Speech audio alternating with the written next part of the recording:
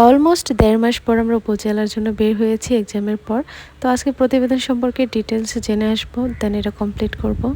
উপজেলা সমাজসেবা কার্যালয়ের প্রবেশপথে এরকম একটা ছোট কাঠের ঘর চোখে পড়বে। এটা কার জন্য বা কিসের জন্য তৈরি করা হয়েছে জানি না, বাট ঘরটা অনেক সুন্দর। যদিও কাঠের ঘর আমাদের মুন্সিগঞ্জের ঐতিহ্য, কাঠের ঘর ও কাঠের নান্দনিক নকশার জন্য মুন্সিগঞ্জের বিকল্প নেই। তবে অন্যান্য জেলার মানুষ ভাবে যে এই কাঠের ঘরগুলো মনে হয় ৩-৪ লাখ টাকার মধ্যে কমপ্লিট করা যায়। আসলে মোটেও না।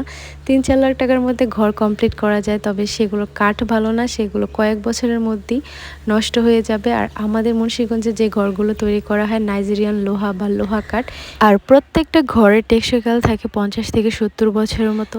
এদিকে উপজেলা যাওয়ার পরে চুন্নি বান্ধবীর প্রথমে চোখ পড়ে ফুল গাছের দিকে, তবে আজ আর কাঠগোলাপ নেই, তাই বাগান বিলাস দিয়ে সে তার দুঃখ বিলাস করছে।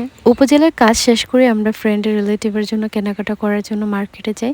দেন এই ব্যাগের দোকানে ঢুকে তো ব্যাগ দেখে আমার মাথায় নষ্ট, দুইটা কালারই এত সুন্দর ছিল। দেন আমি ব্ল্যাকটা নেই। আর এইদিকে ফ্রেন্ড আমার অনলাইন যুদ্ধ করতে করতে খুবই টায়ার্ড হয়ে গেছে, এত পরিমাণ ছবি দিতেছে যে সে কোনটা তার জন্য কিনবে। অ্যাকচুয়ালি আমরা অনেকদিন যাবত ব্যাগ খুঁজছিলাম, বাট ব্যাগের কালেকশন সুন্দর ছিল না। আর এবারের কালেকশনগুলো অনেক সুন্দর ছিল, মনে হচ্ছিল ২-৩টা একসাথে নেই। দেন মার্কেটের টুকটাক কেনাকাটা করার পর আমরা লাঞ্চের জন্য হাজি রেস্টুরেন্টে চলে যাই। আর এটা হচ্ছে আমার চন্নি বান্ধবীর ফেভারিট একটা রেস্টুরেন্ট, আর এখানকার কাশ্মীরি বিরিয়ানির সে খুবই ফ্যান। তো ৩টা কাশ্মীরি বিরিয়ানি অ্যান্ড আমি একটা রাইস প্লেটার নেই।